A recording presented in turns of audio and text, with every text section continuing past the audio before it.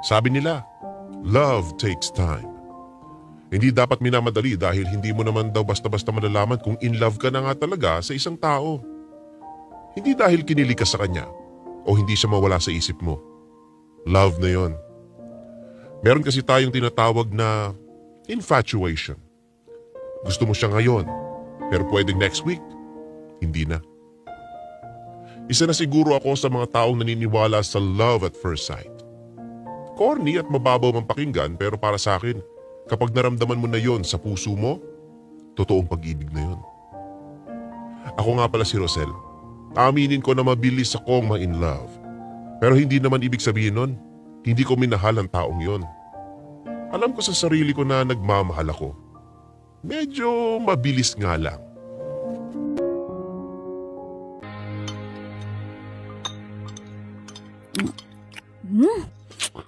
Sarap talaga kapag lutong bahay. Huy, Erika, maghunos dili ka nga dyan sa pagkain mo. Baka maimpacho ka naman na wala sa oras.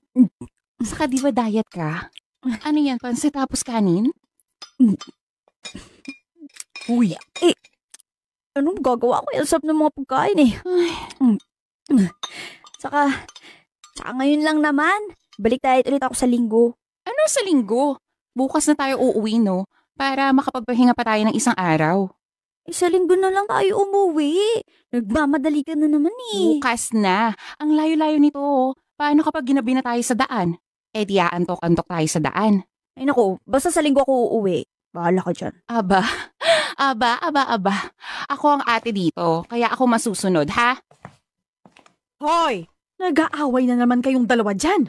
Ito po kasing si ate, atat na atat umuwi sa Maynila. Sabi ko sa kanya, linggo na lang kami umuwi. Ayaw naman. Oy, oo nga.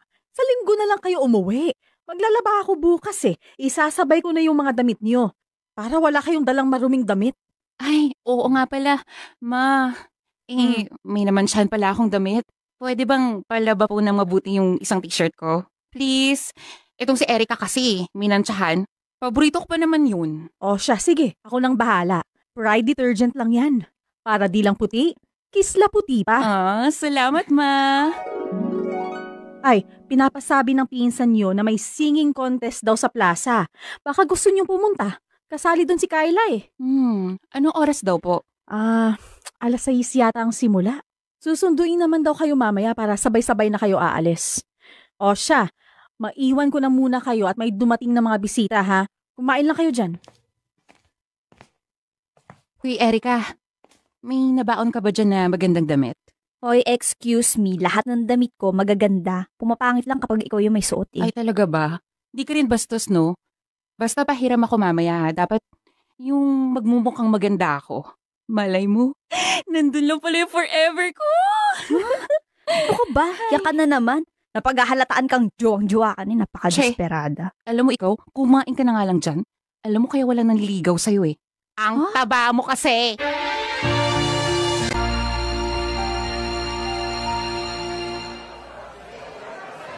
Ang tagal naman ni Mario.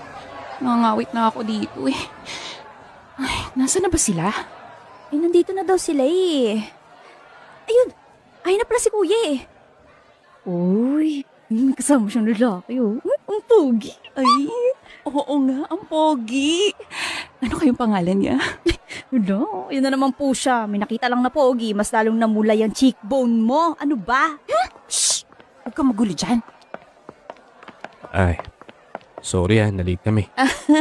Hindi.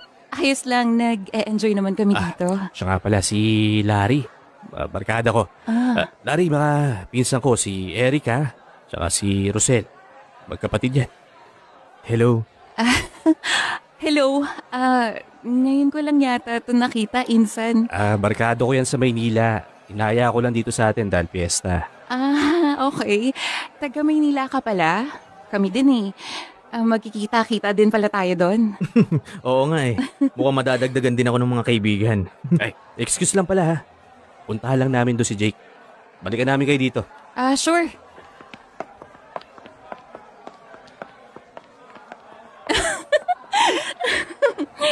Anong klaseng tingin yan?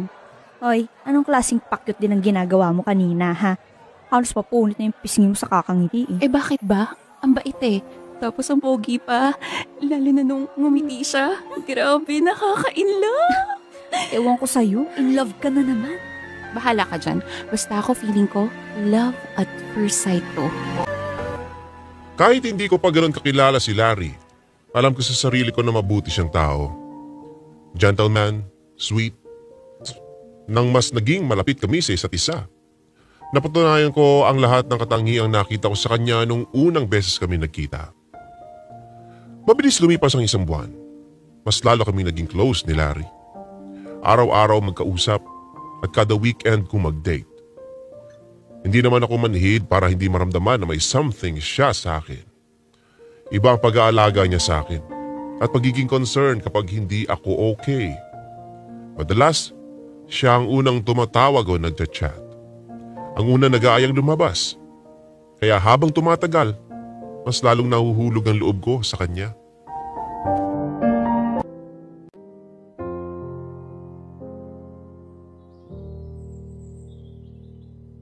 Ang ganda naman dito. First time ko makapunta dito.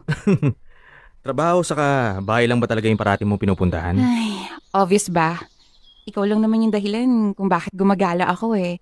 Pero nung wala ka, ganun yung gawain ko. Tagtipid eh.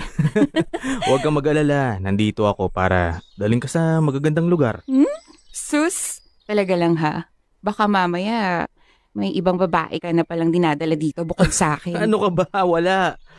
Bakit ko naman gagawin yun? Saka wala akong kinikitang babae, no? Maliban sa'yo. Talaga? Oo nga. Tanungin mo pa si Mario. Wala talaga.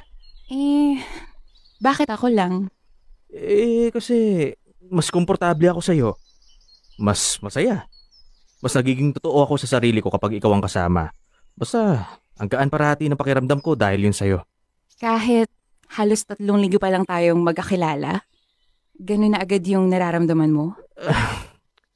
Oo naman. Unang beses ko pa nga lang itong naramdaman eh. Alam mo, posible pala yun oh. Yung maging magaan agad yung pakiramdam mo sa isang tao na bago mo lang nakilala. Na parang hindi pilit lahat. Smooth lang. No pressure. Basta nag-i-enjoy lang kayo sa isa't isa. Alam mo, ganun na ganun yung nararamdaman ko sa'yo, Rosel. Ano ba? Pero ako din. Talaga? Baka naman ako yung binobolo mo ngayon ah. Uy, hindi ah. Totoo yun. Hindi ako basta-basta sumasama sa lalaki. Kasi alam mo na, panahon ngayon. Pero iba yung sayo eh. Ang bilis ko nagtiwala. Naramdaman ko na wala kang gagawing masama sa akin. Nako, wala talaga. And don't worry. Safe ka sa akin. Hanggat ako yung kasama mo, walang mangyayari sa yung masama. Salamat. So ano, tara na? Teka, sandali ah. May gusto akong sabihin sa'yo. Ano? Alam kong masyado pa itong maaga pero hindi ko na kasi kayang magkunwari pa. Anong ibig mong sabihin? Mahal na kita, Rosel. Pakiulit? Ang sabi ko, mahal na kita. Seryoso ka? Oo. Mukha bang hindi? Hindi. Nagulat lang ako sa sinabi mo. Medyo mabilis nga eh. Sorry. Pero, bakit ka naman nagsasorry? Ano ka ba, ayos lang? Hindi ako galit, promise. Kasi maski ako ganun din. Ganun din? Oo. Larry, mahal na rin kita. Talaga? Oo. Hindi ko lang masabi sa'yo kasi syempre, ako yung babae. Baka sabihin mo, atat akong magkajowa. Kaya ayun, tinago ko na lang kahit na nung una pa lang kitang nakita, iba na agad yung nararamdaman ko para sa'yo. Mabuti naman. Alam mo, hinanda ko na kasi yung sarili ko na lalayo kapag umamin ako sa'yo. Mabuti na lang, parehas tayo ng nararamdaman. Rosel, pwede na ba akong manligaw? Bakit manliligaw ka pa? Parehas naman tayo nagkaaminan, di ba? Sayang sa oras. Teka, sandali.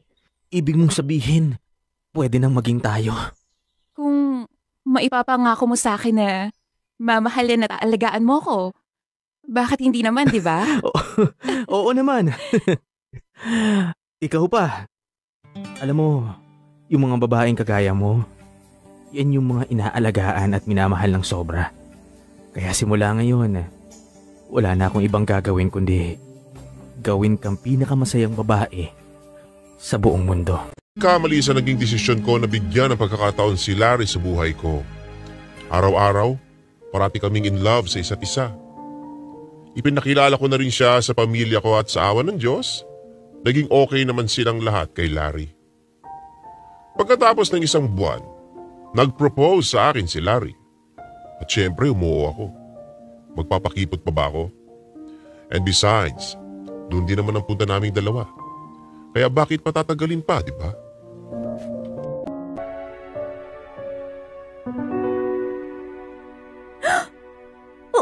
Anong ibig sabihin yan? Ba't may singsing ka sa daliri mo, ate? Nag-propose na sa akin si Larry. Erika, ang saya mo ha. Ramdam na ramdam kong sinusuportahan mo ko. Naiintindihan mo ba yung sinabi ko? Ikakasal na ako. Oo, ate, gets ko yun. Hindi naman ako tanga. Pero, bakit? Anong bakit ka dyan? Bakit ka magpapakasal? Kasi mahal ko? Kasi nagmamahalan kami ni Larry? Kasi parehas na kaming ready sa buhay may asawa? Pwede bang maging masaya ka na lang para sa akin? Moment ko to sinisira mo. Okay, sorry. Kaya lang, hindi ko masyadong nabibilisan kasi parang kasing may lakad kayo ni Kuya Larry. Mamadali kayo masyado. Uy, hindi Perfect timing nga to Saka hello, nasa mga tamang edad naman na kami. Kaya okay lang yun. Ay, sige. Sabi mo di ikaw bahala. Buhay mo naman yan. Kailan mo ba balak sabihin kila mama yan? Ngayon na, tara. Ang bilis mo naman magdesisyon. Aray ko, dahan-dahan naman sa paghina. Ano ba? Tara na kasi. Ang bagal mo maglakad Teka lang. Halika, nandun sila mama sa sala. Matutuwa sila kapag binalita ako sa kanila. Masyado ka namang excited sa bagay na hindi ka naman sigurado. Che, tumahimik ka nga dyan. Pa, may sasabihin po ako. Ano yun? Pa, huwag ka po muna inom ng kape ha kasi baka mabugahan niyo po si mama sa sasabihin ni ate. Tumigil ka nga. Oh, bakit? Ano bang sasabihin mo, Rosel? Pa, di ba, nakilala niyo na po si Larry? Yung boyfriend ko? Oo, bakit? Di ba, okay naman siya sa inyo? I mean, gusto niyo naman po siya para sa akin. Bakit mo ba tinatanong? Magpapaalam ka ba na makikipag-date ka ngayon? O sige lang, ayos lang anak, basta huwag ka lang magpapagabi. Hindi po yun, ma. Hindi po yun yung sasabihin ko sa inyo. Ano nga? Ay, ang tagal naman. Sige na, sabihin mo na yan. Ikakasal na po kami. Edwin, ano ba? Sabi ko kasi sa inyo huwag muna kayong iinom ng kape kapag nagsalita na to si ate. Anong sinabi mo? Ikakasal ka na? Opo, di ba okay naman sa inyo si Larry, pa? So wala po magiging problema kung magpapakasal na kaming dalawa. Ay, Diyos ko po, Rosel! Dumagdag ka pa sa problema. Umayag ka nang magpakasal sa kanya? Kailan lang namin niya nakilala? Actually, ma, 1 month pa lang po silang dalawa ni Kuya Larry. Oh, kita mo na? Alam mo, Erika, hindi ka nakakatulong. Bakit ba? Ma, pa, nagmamahalan po kami ni Larry. Ay, Diyos ko po. Kahit 1 buwan pa lang po kami, alam ko yung nararamdaman ko. Siya yung lalaki para sa akin. Ay, nako. Masyado ka ng maraming napapanood na teleserye. Anong alam mo at nararamdaman mo, ha? Rosel, 2 buwan mo pa lang nakikilala yung Larry na yan. 1 buwan mo pa lang siyang boyfriend. Umayag ka agad na magpakasal? Nasaan ba yung utak mo, anak? Nawawala na naman ba? Ma, mahal ko si Larry. Pa. Nako, Rosel. Sa pagkakataong ito, kakampi ako sa mama mo. Di nga man lang hiningi ang kamay mo sa amin, ni hindi man lang nagpaalam tapos ganyan. Kasi pa, alam po yata nila na hindi kayo papayag, kaya ito, binigla kayo. Ay, anak, nakikiusap ako sa'yo. Intindihin mo ang mga nangyayari. Masyadong mabilis ang lahat Nasa tamang edad na po kami. Kaya na namin ang mga sarili namin. Ano bang akala mo? Pagpapakasal ang pinaghahandaan? Hindi, Rosel. Pag-aasawa ang pinaghahandaan, hindi ang kasal. Hindi dapat minamadali yun. 22 years old ka pa lang. Kung magmadali ka dyan, para kang matandang dalaga na. Pero ma, Hindi! Hindi kami papayag ng papa mo dyan sa kalokohan yung dalawa. 22 years old ka pa lang. Kailangan yon ng parents' consent para makasal kayo. Hindi kami pipirma dyan. Kaya walang kasal na magaganap. Tapos ang usapan. Sobrang sumama ang loob ko kina mama. Hindi nila kasi naintindihan na malaki na ako. At alam ko na kung ano ang tama at mali. Pero pakiramdam ko, hanggang sa mga oras na yon, wala pa rin silang tiwala sa akin. Ilang beses kong kinulit sina mama at papa na payagan na kami ni Larry na magpakasal. Samot-saring dasal na rin ang ginawa ko. At sa bandang huli, naging maayos na ang lahat.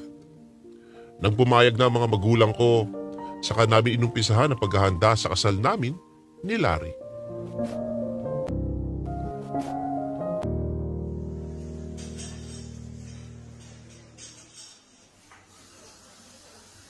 uy, ang ganda naman ito. Ang simple pero may dating. Erika, ano masasabi mo? Kaya rin naman, bagay yan sa'yo. Simple, kaya sa tingin ko bagay sa'yo yung mga ganyang cut. Magkano kaya magpa-customize ng wedding gown na to? Meron naman sigurong mura. Tiyagaan lang sa paghahanap. O kung gusto mo, rumenta ka na lang. Isang araw mo lang naman gagamitin. Ayoko ng ganun, no? Minsan lang ako ikakasal, kaya dapat sa akin talaga yung wedding gown. Sa bagay, may point ka naman. Nakausap mo na ba sila, mama? Ano daw sasagutin nila? Wala. Wala ba? Di ba sabi ni Papa, sila na lang daw bahala dun sa hair and makeup mo? Tsaka yung photographer, tsaka videographer? Wala. Pinigilan siya ni Mama. Ang sabi kasi, mas maganda na daw yung ganito. Wala kaming makukuhang tulong sa mga magulang namin para ma-realize namin kung gaano kahirap magpakasal. Sa bagay. Alam mo, agree naman ako kay Mama. Baka sakaling mapa-atras pa kayong dalawa. Uy, ano ka ba naman? Wala nang atrasan to, no? Tuloy na yung kasal namin ni Larry. Kaya dapat matapos lahat ng gagawin namin by August. Sa August agad? March, April, May. 6 months lang? Oo. Kaya nga minamadali ko na lahat eh. Uy, ate, umamin ka nga sa akin. Buntis ka ba? Ano?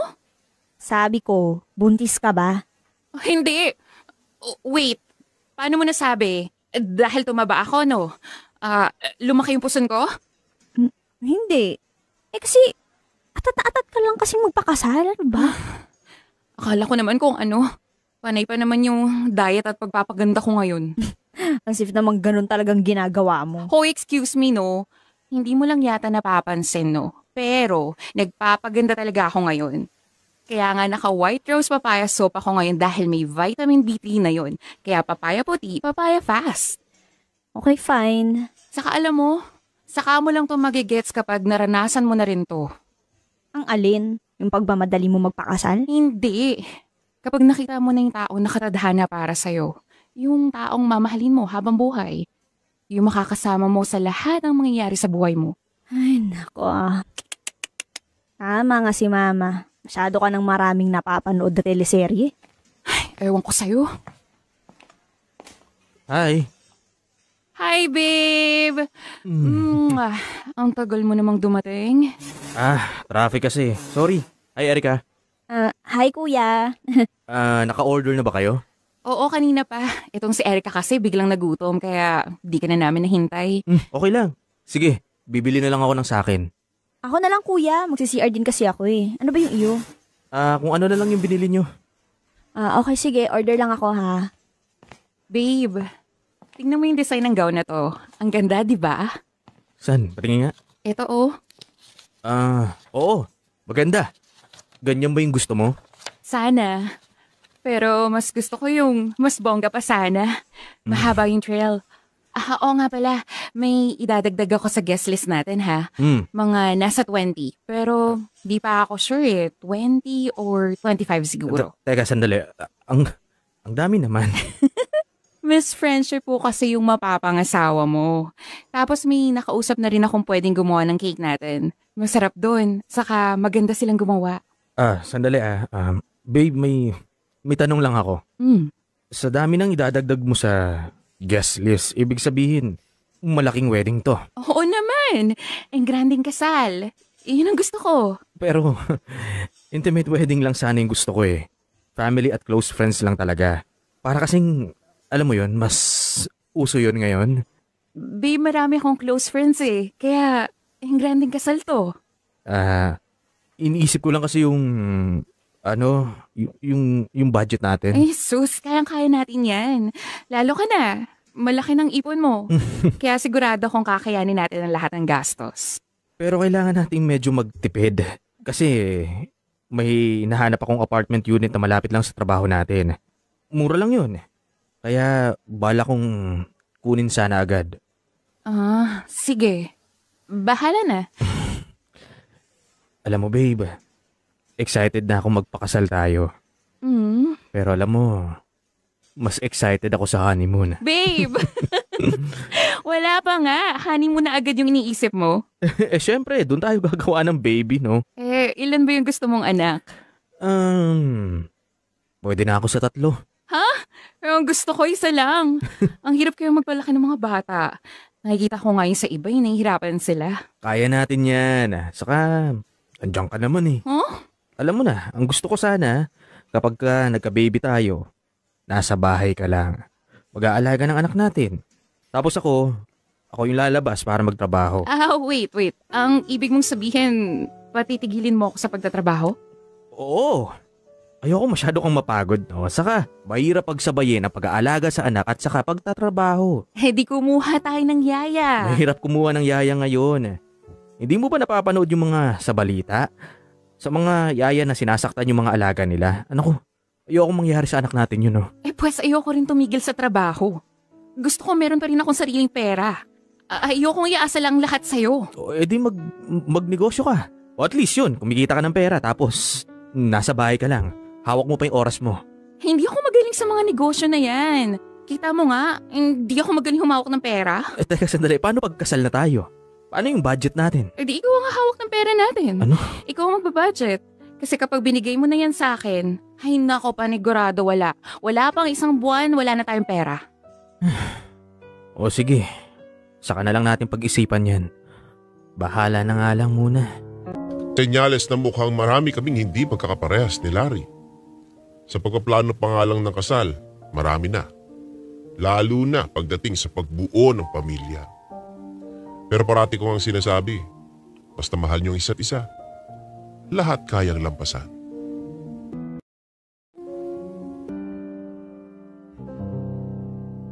Ayan, okay na. Ito na ang computation ng lahat ng mga gastos natin sa kasal. With 150 guests na yan Pero hindi pa dyan kasama yung honeymoon natin. Bali mga nasa 250,000. Max na yan. Sabi ko na nga ba ganyan ang kakalabasan. Kaya eto, gumawa din ako ng sarili ko. Gumawa ka din? With 70 guests, 150,000. Nandiyan na rin yung honeymoon natin. Yan na yun lahat? Oo. Nagpatulong ako sa ate ko. Ang sabi niya, may mga pwede naman daw tayong i-DIY. May mga nirecommend siyang murang suppliers. Teka. 70 guests lang ang invited? Oo. Nagbawas ako ng akin. Yung mga close ko lang talaga ang bibigyan ko ng invitation. Hindi rin lahat ng kamag-anak ko papupuntahin ko. As in close relatives at saka mga kaibigan ko lang talaga. Nasa 30 din yung akin dyan. Sa'yo na yung last 40. Pero kulang yan. Ang konti niyan. Huwag mo kasing imbitahan lahat. Hindi naman to kasal ng bayan para maraming pumunta. Saka gusto ko tayo-tayo lang. Hindi nga kasi yun yung gusto ko. Rosel, hindi mo ba naiisip na hanggang dito lang yung budget natin? Dahil naghulog na ako ng 1-month deposit at 2 months advance sa apartment natin. Wala pa yung gamit. Anong gusto mo? Sa sahig tayo matulog?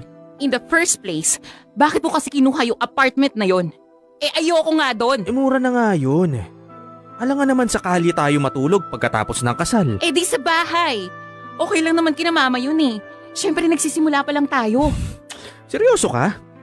Titira tayo sa bahay ng mga magulang mo? Rosel naman, bigyan mo naman ako ng kahihiyan. Ako ang lalaki dito. Kaya dapat lang na mapatunayan ko na kaya kitang buhayin. Paano ko gagawin yun kung sa bahay ng mga magulang mo tayo titira?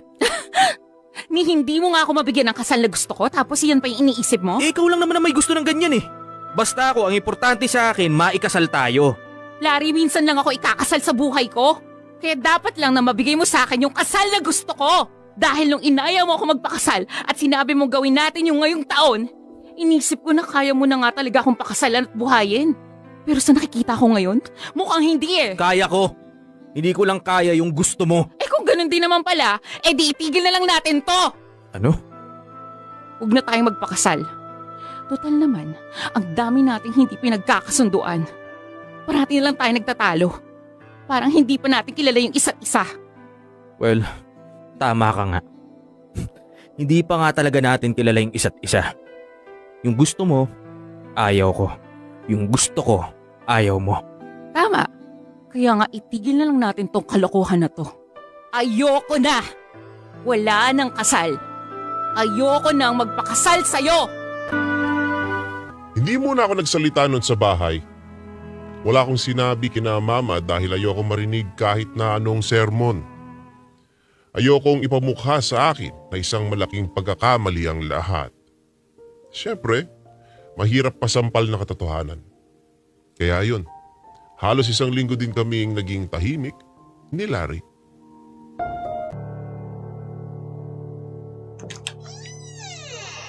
Hi, Ikaw pala yan. para sa'yo. Salamat. Halika, pasok ka. Salamat. Nasan pala sina tita? Babati lang ako. Wala eh. Umalis sila kasama si Erica pero baka pauwi na sila. Sige. Pasensya ka na kung bigla na lang ako pumunta dito ha. Baka kasi hindi mo sagutin yung mga tawag ko kaya ito. Nagbaka sakali lang ako. Ayos lang. Buti nga naisipan mong puntahan na ako eh. Akala ko papaabutin mo pa ng 1 buwan. Nandito ako para humingi ng sorry sa'yo. Alam ko na masakit yung mga nasabi ko sa'yo. At alam ko rin na dahil doon, nagbago yung tingin mo sa akin, Rosel. Pero sana hindi magbago na maisip mong mahal kita. Sadyang hindi ko pa kayang ibigay yung mga gusto mo. Naiintindihan ko. Hindi ako galit. I mean, hindi na ako galit. Masyado rin kasi ako naging ambisyosa. Hindi ko man lang tinanong kung gusto mo ba yung gusto ko. Actually, parehas tayo may mali dito eh. Walang gustong magpatalo. Hindi tayo nagmi-meet halfway. Kaya nga eh. So, anong gagawin natin yan ngayon? Tama lang siguro yung hindi muna natin ituloy yung kasal. Masyado pang hilaw yung relasyon natin. Marami pa tayong hindi alam sa isa't isa.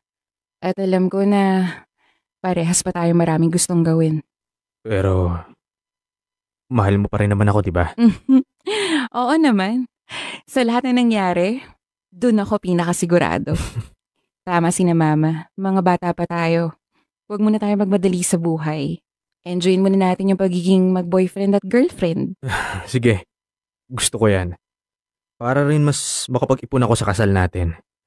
Ayokong maramdaman mo na tinitipid kita. Pero yung sing-sing na binigay ko sa'yo, hindi mo naman siguro ibabalik sa akin yan, di ba?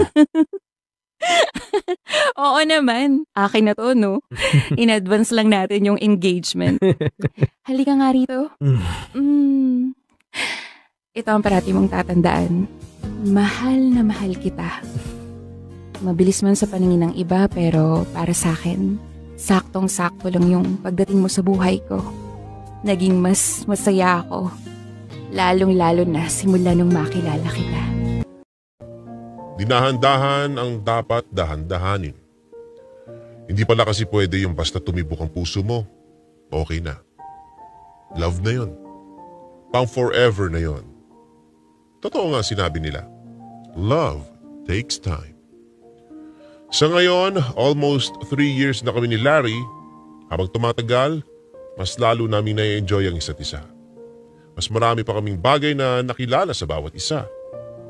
Kaya mas lalo tuloy kaming nagkakasundo. Kapag hindi naman, ginagawa namin ng paraan para makapag-meet halfway kami. Hindi ko alam kung kailan kami magpapakasal ni Larry. Pero dinahan-dahan muna namin ang lahat. At kung sakaling ayain niya ako ulit, siyempre, ganun pa rin ang isasagot ko. Yes, Rosel.